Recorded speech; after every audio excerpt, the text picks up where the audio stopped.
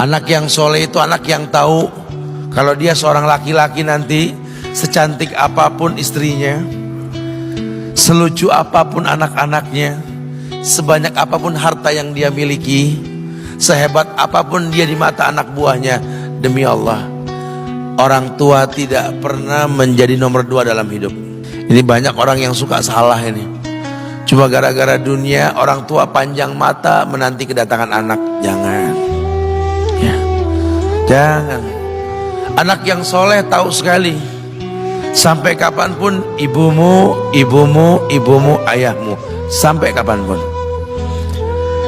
Dunia nggak membuat dia lupa ada berkah keramat dunia hidup di atas muka bumi ini. Dia nggak repot datang ke makam-makam para wali. Orang tua nomor 1 yang dia temui. Ini orang hebat. Ini banyak di antara kita, makam-makam didatengin, di mana saja didatengin, ngalap berkah. Orang tua panjang mata, berlinang air mata menanti, mana anakku? Mana pohon yang pernah kutanam? Mana pohon yang pernah kurawat? Kudengar dia sudah mulai berbuah, ingin kurasakan buahnya. Berani mengeluarkan dana jutaan untuk hal-hal yang gak disyariatkan. Ini orang tua panjang mata. Rela ndak rela, orang tua kita akan mendengar dan melihat. Ma, aku pengen nikah, aku pengen berkeluarga, Ma. Ya orang tua ya seneng lah. Cuma kalau inget metik buahnya belum terasa, ya ada perasaan kayak gimana gitu loh. Karena dia tahu setelah ini dia akan menikah, bahwa anak orang ada kehidupan yang berbeda yang bakal dia rasa. Orang tua makin hari makin rentan, bukan makin seger. Yang perempuan dibawa orang, ya Allah. Baru kemarin perasaan mainin poni, ini anak perempuan kita, betul. Baru kemarin mainin kepangan rambutnya, ya Allah. Ya Allah, baru kemarin perasaan saya titah dia, titah, ya Allah. Belajar jalan, bisa berlari bawa sesuatu, coret-coret tembok, aduh Masya Allah. Sekarang udah gede, dibawa orang, ya Allah, Masya Allah. Yang laki dekat sama mamahnya. Baru kemarin tangan mungilnya kita tuntun, kalau kelepas dia nangis, betul. Sekarang tangannya keker besar, tangan ibunya keriput, betul. Mau nangkep tangan anak pun sudah mulai susah. Membawa anak orang datang dengan gagah, cium tangan, cipika-cipiki, udah. Ma, kita jalan dulu, Ma, ya. Udah, Mama, udah. Digandeng tangan kekasihnya, dirangkul pundaknya. Ini anak laki ndak tahu ibunya kayak diiris-iris jantungnya.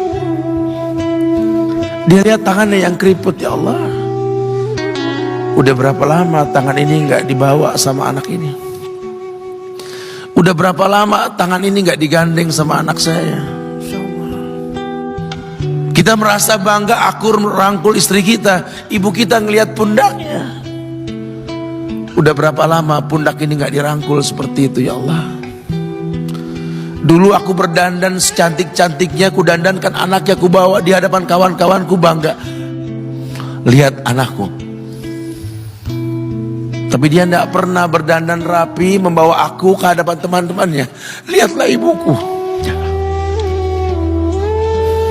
ibunya sudah kebayang, ya Allah, ini anak bakal minta nikah sebentar lagi. Yang wajar kalau orang nanam pohon pengen metik buah, wajar. Ini buah belum terasa, pohon sudah mau dibawa, kebayang tidak? Ya Allah.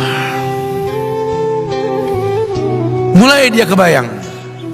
Sehingga rasa-rasa seperti ini menjadi tumpukan rasa di hati orang tua kita, yang nanti pada akhirnya dia pun bakal kembali ke hadirat Allah, kita pun bakal kembali ke Allah, betul? Sementara yang namanya kemuliaan datang dengan cara sabab yang benar. Ridallah fi ridal walidain wa sukhtullah fi sukhtil walidain. Ridanya Allah ada di ridho orang tua, murkanya pun sama. Karena semua ibadah yang dia lakukan berujung pada surga. Dan yang paling gampang ketika dia mau menaklukkan dunia, demi Allah, berkah orang tua dulu yang dia ambil. Ini dirasa oleh orang mulia yang Nabi katakan, innahu min ahlis sama, innahu min ahlis sama. Manhu? Siapa dia?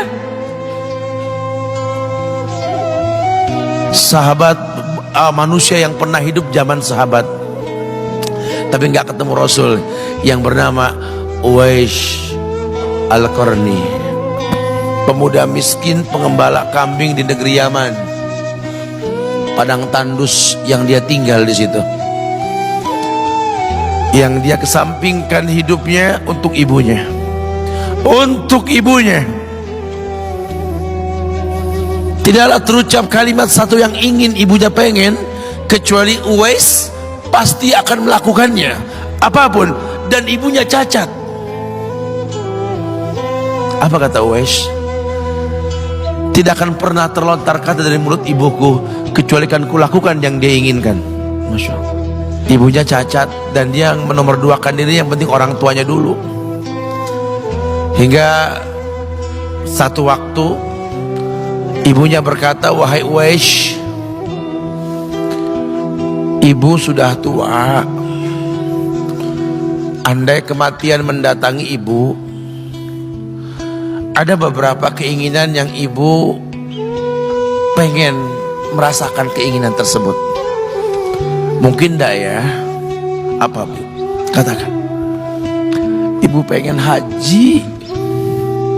Bengong Uwais, ya Allah Bu, ini Yaman, Hadramaut, yang sekarang saja pesawat itu bisa 3 jam menuju Saudi, itu 2 jam lebih lah menuju Saudi. Ini lebih jauh lagi, kebayang berapa ratus kilo, berapa ribu kilo, nggak tahu. Ya baiklah ibu, kata Uwais, aku tidak pernah menolak permintaan ibuku, tapi kali ini aku tidak bisa menjawab karena mikir gimana caranya ini. Apalagi dia seorang pemuda yang punya penyakit sopak, ada tanda-tanda putih di bagian badan itu kayak pano besar gitu. Udahlah, terserah gimana nantilah. Yang penting ini nomor 1 dalam hidup ini. Dia beli seekor anak sapi, digendong tiap hari itu sapi sama si Uwais menuju puncak gunung. Turun lagi, gendong ke atas, turun lagi tiap hari. Sampai orang bilang, Uwais gila no. Orang sapi dipiara, dia digendong tiap hari naik gunung yang tinggi. Sampai nggak berasa, dikatakan 8 bulan dia lakukan itu. Sehingga terbentuklah fisiknya yang bagus karena olahraga tiap hari bawa itu sapi. Dan sapi itu makin berat, dalam hikayat dikatakan sampai di atas 100 kilo itu sapi. Kemudian dia tetap gendong ke atas dan dia yakin, bismillah saya yakin. Sampailah bulan haji, ibu naik ke pundakku, digendong ibunya dari negeri Yaman. Subhanallah, gak ada yang gak mungkin. Lihat, dibawa ibunya ke Mekah, bertawaf di Ka'bah, dunia menyaksikan. Bahkan hikayat mengatakan dia sempat bertanya kepada sahabat Abdullah bin Umar, aku telah menggendong ibuku dari negeri Yaman menuju Makkah, bertawaf di Ka'bah ini. Sudahkah aku membayar jasa ibuku? Apa kata sahabat Abdullah bin Umar? Bahkan satu hentakan napas pun ketika melahirkanmu belum terbayar. Bahkan satu hentakan napas pun ketika melahirkanmu belum terbayar. Dia selesaikan tawafnya, dia selesaikan tawafnya. Selesai tawaf, dibawa ibunya ke makom Ibrahim untuk sholat 2 rakaat. Selesai sholat, dia angkat tangan, dia berdoa kepada Allah, ya Allah, ampunkanlah ibuku ya Allah. ampunkan ibuku ya Allah.